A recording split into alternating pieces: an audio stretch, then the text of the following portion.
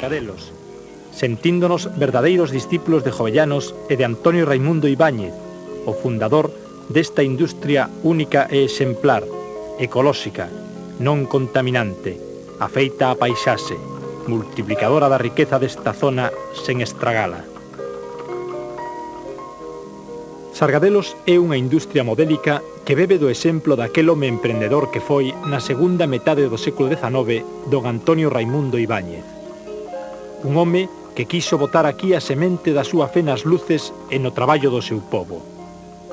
Ibáñez, de quen se conserva un excelente retrato pintado por Goya, levantou un complexo industrial que chegou a dar traballo a 1 milleiro de familias. Para mover a produción de Sargadelos precisábanse 200 carros e 300 parellas de bois que transportaban as cerámicas ata o porto de San Cibrán, onde se exportaban a Europa.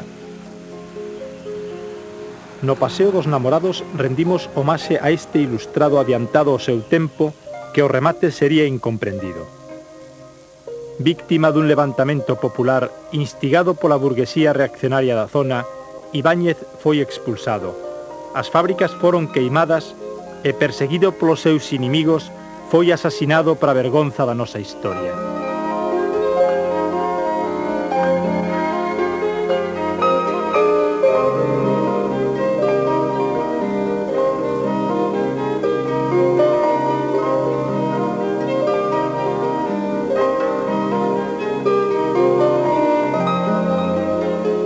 As fábricas reabríronse e seguiron funcionando, pero ao cabo de algunhas vicisitudes pecharon en 1875 e moitas xentes tiveron que seguir o camiño da emigración, mentres o emporio desfacíase en ruínas. A refundación de Sargadelos surde na emigración, de mans de Luis Seoane e Isaac Díaz Pardo, os que consiguen inaugurar a nova fábrica e o laboratorio de formas de Sargadelos no ano 1970. Pero non quixeramos deter tanto a nosa mirada no traballo actual de Sargadelos, fermoso e exemplar, senón na grande lección que aqueles homes ilustrados, como don Antonio Ibáñez, nos deixaron adiantándose ao seu tempo e alumeando cas súas luces onde só había sombras e oscurantismo.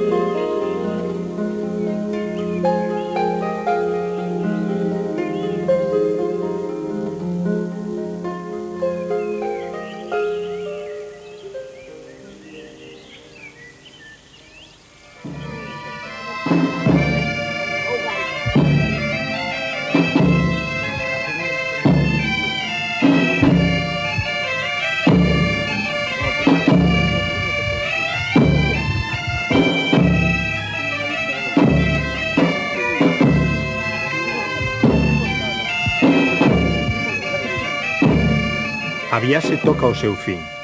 Esta noite os viaxeiros estamos convidados polo Concello de Cervo a unha festa de despedida na que as brusas de Airiños do Xunco danzan para nós nunha arrepiante e espectacular queimada.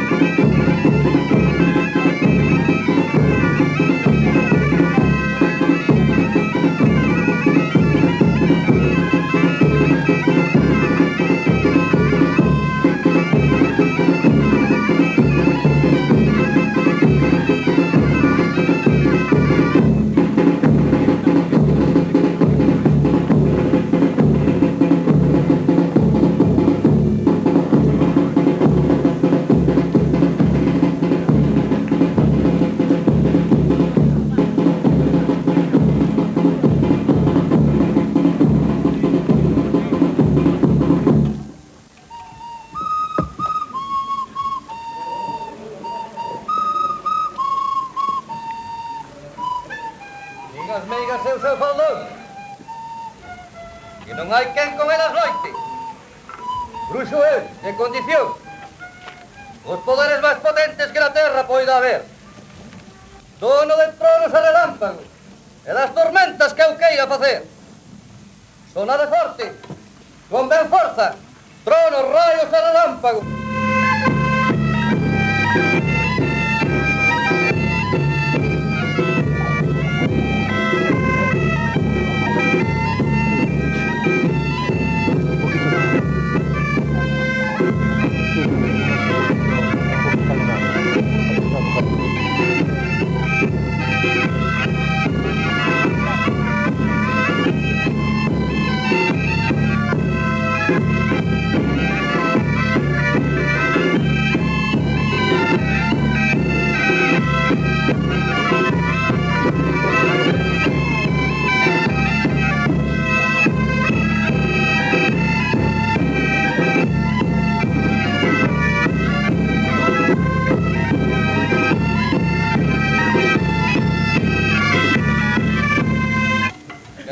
Polo Santiago e polo San Andrés, como un Ribirabés, queimado te fago e queimado és.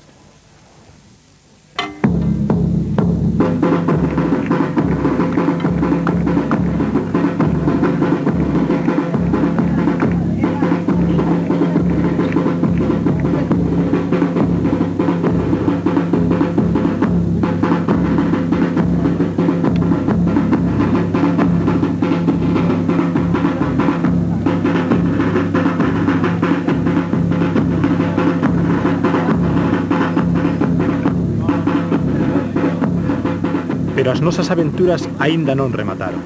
Fortalecidos polo augardente da queimada, os viaxeiros da luz temos que combatir esta noite ca axuda dos nenos contra dun terrible monstro marino.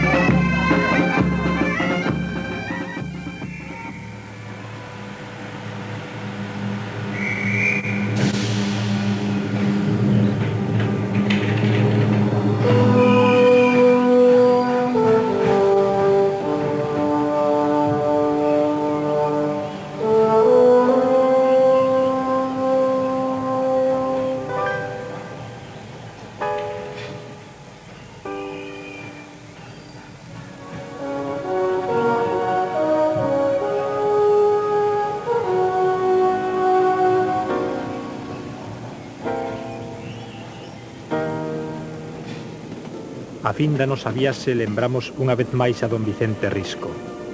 Galicia non precisa turistas sino peregrinos. O que compre é sabermos por aí alma onde pomos os pés e non sairmos de camiño deixando aí alma na casa. Que hai moitos galegos que son na súa terra verdadeiros braneantes e fanlle o aldraxe de portarse como tales. Galicia non precisa turistas. Nos tempos actuais semella que vivimos na era das viaxes. Quitais vivimos nos anos da velocidade, das presas. Os viaxeiros de Verne discutían se era posible ou non dar a volta ao mundo en 80 días. 100 anos máis tarde, en 80 días pódese dar a volta ao mundo 80 veces. Mais, a esa velocidade, é imposible deterse a beber nas fontes do camiño. Viaxar é outra cousa. O viaxeiro ten que espirse do home cotián, aparcar na casa o sillón de orellas e o televisor, poñer as gafas de visión total, viaxar case espido, como os fillos da mar. Se acaso os viaxeiros poden levar consigo un mapa, a ser posible o mapa no que nas longas noites do inverno, a carón do lume, teñen trazado co dedo moitas rotas. O mapa convócanos á aventura. Mais os mapas foron debuxados para seren traicionados. O viaxeiro deixase seducir por unha fonte, un regatiño, un camiño novo, un tesouro agachado entre as penas, protegido polo feitizo do libro de San Cibrao. Durante 40 días os viaxeiros da luz cabalgamos por Galicia. Tivemos o privilexio de percurarnos a nós mesmos por corredoiras intocadas, entre o polvo ou baixo sol. Na viaxe sentímonos do material co que se fabrican os soños. Atopamos vellos co sorriso inocente e nenos seducidos pola maxia dos cabalos. Na romería dos milagros fomos romeiros e nas rúas de Compostela peregrinos. Polo camiño aprendimos a ser bombeiros de fortuna, cerradores ou vendimadores. Con todo isto crecimos. Crecimos como amigos e Galicia creceu dentro de nós. Crecimos camiñando, matando o turista que todos levamos dentro, deixando medrar dentro de nós o home novo que nos habita, o viaxeiro da luz.